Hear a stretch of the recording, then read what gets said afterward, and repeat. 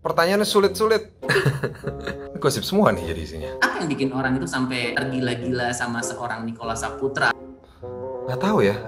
Mungkin karena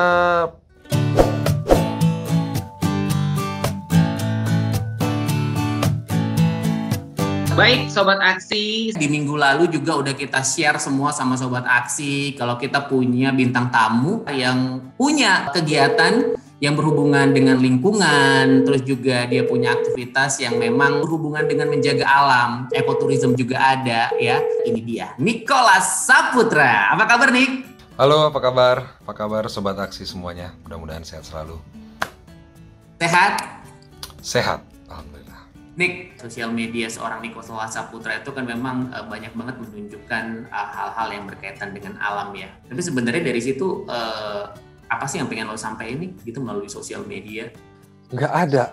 Ada sebenarnya. Sebenarnya nggak ada. Maksudnya saya nggak merencanakan apa-apa gitu. Saya cuma sharing apa yang karena memang sosial media, apalagi Instagram ya, kalau bisa dibilang itu kan sesuatu hal yang tadinya saya pakai itu untuk nyimpan hasil fotografi saya gitu. Tapi kalau memang apa yang saya foto dan saya posting itu bisa menginspirasi, tentu akan senang sekali gitu. Tapi saya nggak pernah mendesainnya sedemikian rupa. Oh ini harus begitu, ini harus inspiratif atau apa gitu ya, karena saya biasa ya itu sesuatu yang sangat personal sih, pengalaman yang saya lihat dan saya posting. Jadi betul-betul apa yang saya ingin sharing ya spontaneous saja sebenarnya. Ini mungkin agak sedikit nyeleneh sih ya, tapi penasaran aja gitu. Kan Instagram lo itu lo punya banyak pengikut ya, 1 juta lebih lah gitu. Terus juga kan lo minim ada foto lo sendiri gitu. Tapi banyak orang yang memang tergila-gila sama seorang Nicholas Saputra. Menurut lo sendiri sebenarnya apa yang bikin orang itu sampai tergila-gila sama seorang Nicholas Saputra atau bahkan mengikuti banyak banget foto-foto lo di Instagram? Ini terserah lo pendapatnya apa aja. Tapi gue penasaran sih. Pemikiran lo gimana sih ke situ? Kenapanya ya? Nggak tahu kenapa ya. Mungkin lebih ke nggak tahu ya. Mungkin karena efek peran-peran yang saya perankan di film-film gitu. Mungkin mereka kagum dengan karakter yang saya mainkan gitu. Mungkin mereka kagum dengan karakter itu, terus ya karena kebetulan saya yang mainin gitu. Lo punya banyak penggemar, lo punya banyak pengikut, lo jadi role model buat mereka gitu. Tapi satu hal ya yang memang tidak boleh dicontoh dari seorang Nicholas Saputra itu apa? Kalau dari kehidupan sehari-hari mungkin oh ya, satu hal. Saya itu suka makan sambil di tempat tidur, jadi sambil tiduran, dan itu nggak bagus. Ngomongin peran apa yang paling berkesan buat lo selama lo hidup sekarang ini dan juga karir lo?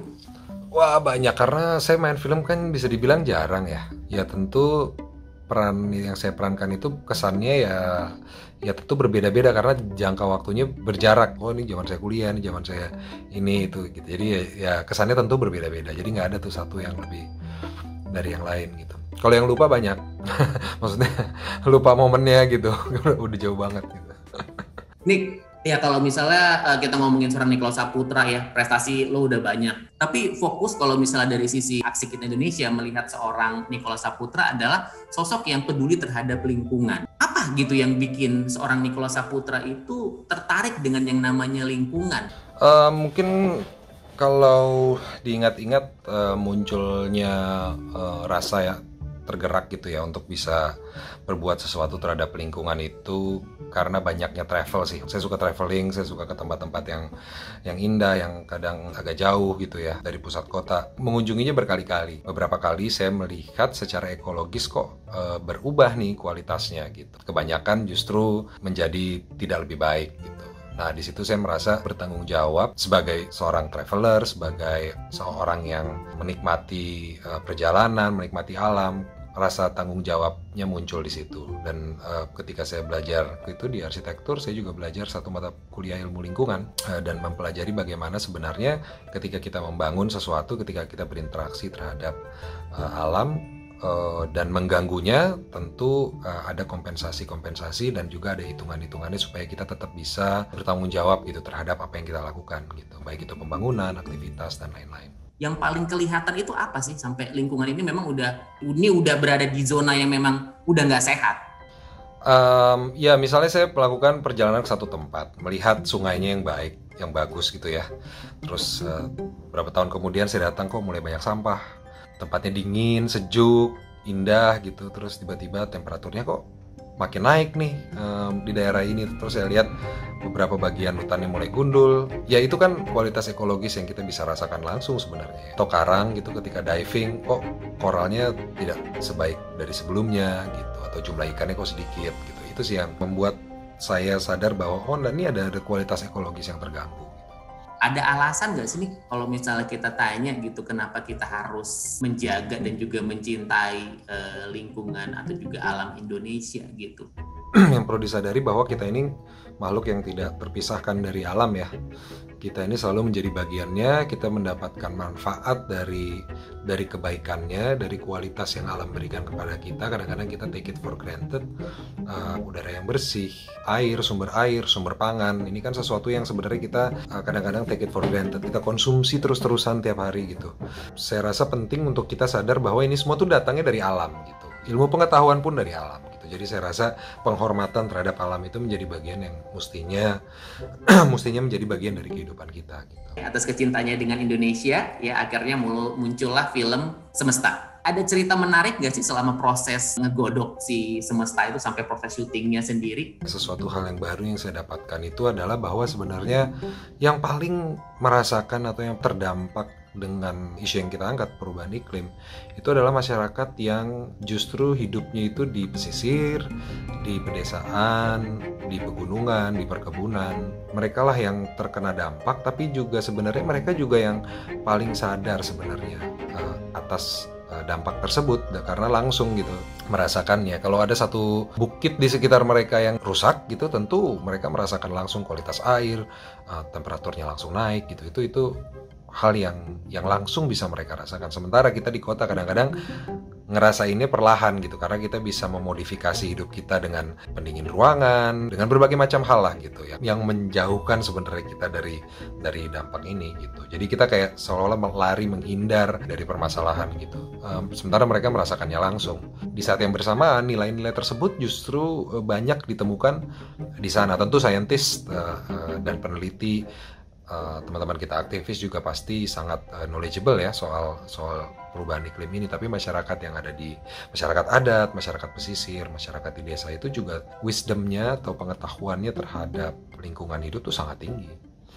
Oke, ekoturism.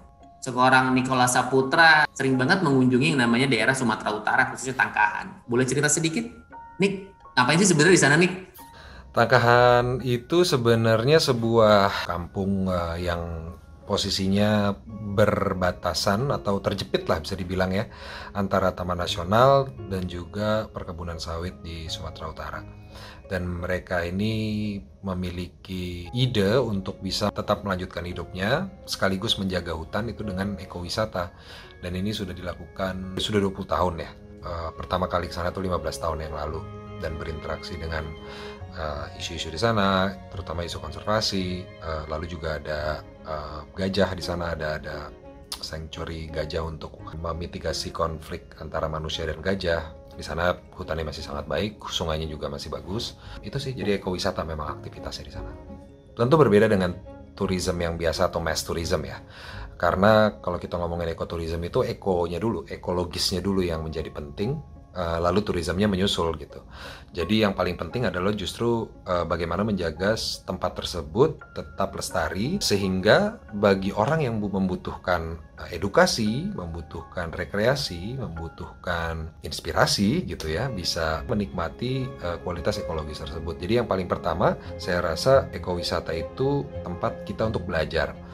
Tempat belajar bagaimana menjaga lingkungan, atau belajar tentang isu-isu yang ada di sekitar untuk supaya kita bisa membantu. Nah, kalau misalnya memang menjaga lingkungannya gitu, kayak bentuk penjagaannya itu gitu seperti apa nih mungkin untuk menjaga ekologinya itu seperti apa? Boleh di-share? Sebenarnya dengan ekowisata kan banyak masyarakat tentu saja yang ada di sekitar tempat tersebut ya. Masyarakat ini kan bisa dibilang pilihannya nggak banyak gitu kalau tinggal di hutan. Mereka bisa saja menebang hutan, bisa saja merusak, karena mereka butuh mendapatkan pemasukan gitu. Tapi dengan ekowisata sebenarnya kita bisa tetap menjaga hutan, tapi masyarakat dilibatkan untuk bisa terlibat di dalam proses wisata ini gitu. Jadi mereka mendapatkan penghasilan dari ekowisata sekaligus menjaga hutannya. Lalu juga kita bisa meningkatkan kepedulian sebenarnya, atau kita ngasih lihat gitu, ini loh sebenarnya kualitas ekologis yang baik tuh mestinya kayak gini, udara sebersih ini, air sebersih ini gitu, supaya meningkatkan awareness atau meningkatkan kepedulian terhadap lingkungan. Saya rasa ekowisata bisa menjadi salah satu sarana untuk hal itu gitu. Dari sekian banyak ya tempat di Indonesia gitu, gue penasaran aja misalnya kenapa harus Tangkahan, terus juga kenapa juga dengan Gajah gitu loh. Ini salah satu contoh yang unik dan sangat positif untuk bisa ditiru di tempat lain gitu. Dulunya masyarakat di situ adalah hampir sebagian besar pekerjaannya adalah illegal loggers. Setelah zaman krisis moneter terutama, itu peningkatan illegal logging sangat tinggi di sana. Masyarakat mengambil kayu di hutan, menebang pohon dan lain-lain. Tapi di satu titik mereka sadar nggak bisa begini, karena mereka sadar betul bahwa keterkaitan antara hidup mereka dan alam itu sangat tinggi. Mereka butuh air yang baik, mereka butuh sumber-sumber dari hutan yang baik. Dan waktu itu mereka berinisiatif untuk membangun ekowisata, karena pengetahuan mereka tentang hutan, pengetahuan mereka tentang alam di sekitar sana itu sangat tinggi, dan itu bisa dijual gitu ke turis untuk menjadi guide mereka di sana gitu. Dengan semangat inilah akhirnya mereka membangun ekowisata di sana gitu. Jadi ini sebuah tindakan yang sangat impresif menurut saya dan perlu disupport. Itu selain itu juga ada gajah di sana, karena saya suka sekali sama gajah secara personal, dan juga betapa pentingnya gajah terhadap ekosistem terutama di Sumatera gitu. Yang membuat selain alamnya yang memang sangat indah. Begitu pentingnya seekor gajah buat sebuah ekosistem, buat alam gitu. Buat sobat aksi mungkin yang belum tahu gitu, sepenting apakah gajah itu, terus juga gimana kondisi atau berapa banyak gajah yang ada di Tangkahan sekarang ini, sepengetahuan Niko? Seberapa pentingnya gajah? Gajah itu sangat penting terhadap hutan di Sumatera. Mereka ini kan binatang yang besar, biasanya berjalan berkelompok. Mereka itu makan hasil tanaman hutan, dan mereka membuka jalur karena makan tumbuhannya di sana, sehingga binatang-binatang seperti harimau dan lain-lain itu lebih mudah untuk berburu. Lalu yang kedua, karena mereka juga memakan hasil hutan itu, dan mereka biasanya punya namanya home range. Jadi dia itu punya satu lingkaran yang mereka akan balik lagi ke satu titik dalam jangka waktu 10 tahun, 5-10 tahun mereka akan balik lagi ke titik itu, dan mereka itu sekaligus makan dan membuang kotorannya yang mengandung biji-bijian. Jadi mereka juga mendistribusikan biji-bijian dari tumbuh-tumbuhan hutan gitu. Posisinya sangat penting untuk menjaga kestabilan ekosistem di sana. Mereka itu sudah menemukan keseimbangan dan kolaborasi ya bisa dibilang antara spesies satu dan yang lainnya, orangutan, harimau, dan ini sudah terbentuk jutaan tahun. Jadi keseimbangan itulah yang selama ini kita nikmati gitu kan. Ketika ada satu yang terganggu, populasinya turun, tentu akan mengganggu keseimbangan ekosistem di sana. Jadi saya rasa setiap makhluk hidup di hutan itu punya perannya dan sangat penting biodiversity-nya itu untuk terus dijaga, termasuk gajah. Soalnya kita juga pernah dengar juga tuh di daerah Sumatera Utara, di Tangkahan apa di Bukit Lawang gitu juga, karena mungkin ya hewan-hewan yang di hutan itu akhirnya memang tidak lagi mendapatkan makanan, ya karena rantai makanannya putus, akhirnya ke rumah warga, perkebunan ya, larinya ya seperti itu ya. Betul. Dan mereka di-treat sebagai hama gitu karena mengganggu itu. Jadi ya itu yang dihindari, dan itu adalah tugas para pawang gajah dan juga gajah-gajah yang jinak di Tangkahan untuk menghalau gajah liar yang ingin masuk ke perkebunan, sehingga gajahnya nggak menjadi korban diracun atau jerat gitu. Gimana sih kalau menurut Nicholas Saputra ya, cara untuk mengajak anak muda di perkotaan khususnya untuk peduli dengan hutan? Ya memang harus ke hutan sih kayaknya sekali-sekali gitu, untuk betul-betul merasakan perbedaan lah gitu ya, tahu apa arti hutan dan betapa pentingnya itu. Memang kayaknya perlu diajak lah anak-anak kota untuk sekali-sekali gitu. Mungkin kalau mau merasakan betul manfaat atau merasakan betul apa itu hutan, memang harus ke sana. Tapi kalau nggak bisa, ya tentu kita bisa belajar dari literasi, bisa belajar dari teman-teman yang sudah pernah mengunjungi gitu ya. Ya, tapi memang paling asik di hutan sih daripada di kota. Oke, tapi ini kalau misalnya kita ngomong dari sisi kita harus ke hutan. Nah, buat orang-orang yang mungkin nggak bisa ke hutan gitu, lo punya tips nggak sih? Kalau kita ingin peduli dengan lingkungan, kontribusinya bisa sangat beragam. Dari tentu bisa menjadi aktivis, menjadi orang yang menyuarakan tentang hal tersebut. Tapi di saat yang bersamaan kita juga bisa berkontribusi melalui kehidupan sehari-hari, pola konsumsi kita, mengetahui lebih jauh tentang asal-usul apa yang kita konsumsi, baik itu pakaian, baik itu alat transportasi, baik itu makanan, bagaimana kita cara menimbangnya dan pilih yang lebih ramah terhadap lingkungan. Itu saya rasa bisa menjadi awalan dan bisa menjadi sekaligus action yang bisa dilakukan secara kolektif gitu. Dan saya rasa kuncinya adalah itu ya, kita bisa melakukannya bersama-sama dari masyarakat, regulator dan lain-lain. Kalau yang Niko sendiri lakukan ya sehari-hari itu apa? Ya dari dulu saya sebenarnya saya nggak bisa bilang saya mempraktekkan 100% minimalism ya, tapi saya cukup minimalis dalam hal konsumsi. Misalnya apa-apa yang saya konsumsi itu sangat sangat minimal lah. Saya lebih memilih kualitas dibanding kuantitas misalnya, sehingga satu produk itu bisa dipakai dalam jangka waktu yang lebih lama, sehingga kita tidak harus membelinya berulang-ulang dan menjadikan sisa itu menjadi sampah yang menjadi menumpuk gitu. Dalam hal pakaian, dalam hal perabotan dan hal-hal yang lain yang saya pakai, itu biasanya saya lebih memilih kualitas dibanding kuantitas. Karena dengan begitu kita bisa pakai lebih lama, kita bisa menunda itu menjadi waste gitu. Sampah plastik juga menjadi perhatian yang penting sekarang saya rasa, karena ini kita bisa lihat ya bagaimana sampah plastik sulit untuk di-manage. Mungkin kita juga bisa mengeremnya dari diri sendiri. Misalnya sesimpel kalau kita pergi ke minimart, kalau misalnya ya tentu kita lebih baik membawa kantong sendiri yang bisa dipakai berulang-ulang. Tapi kalau misalnya barangnya cuma 1, 2, atau 3 gitu, tangan kita masih cukup ya pakai aja gitu, nggak perlu dibungkus plastik sekali pakai lagi gitu. Saya rasa dari kesadaran-kesadaran kecil itu kalau dilakukan secara bersama-sama kita bisa melakukan perubahan gitu. Nih, kita ngobrolin masalah mungkin masa depan kali ya. Ini kan kita ngomongin masalah teknologi gitu loh. Anak-anak muda khususnya di perkotaan mungkin lebih dekat dengan yang namanya teknologi daripada dengan alam gitu. Tapi tanggapan lo sendiri, nantinya teknologi ke depan ini bakal bisa merubah alam jadi lebih baik kah? Atau kita hanya lebih banyak mengambil daripada mengembalikannya lagi? Gimana menurut lo, pandangan lo? Mudah-mudahan justru dengan teknologi apalagi digital ya, kita jadi bisa lebih banyak mendapatkan informasi, bisa saling lebih terkoneksi gitu antara satu sama lain, sehingga kepedulian itu bisa kita lakukan bersama-sama melalui teknologi, apalagi dunia digital. Saya punya a good feeling gitu tentang generasi kita selanjutnya, di mana mereka lebih kritis, lebih punya kepedulian yang tinggi juga. Saya berdoa dan saya optimis di saat yang bersamaan gitu. Jadi mudah-mudahan antara teknologi digital dan generasi yang lebih banyak mendapatkan informasi dari mana saja ini bisa lebih aware gitu dan lebih mudah peduli terhadap lingkungan. Oke, untuk anak muda terkait masalah lingkungan, ada yang pengen disampaikan pesannya?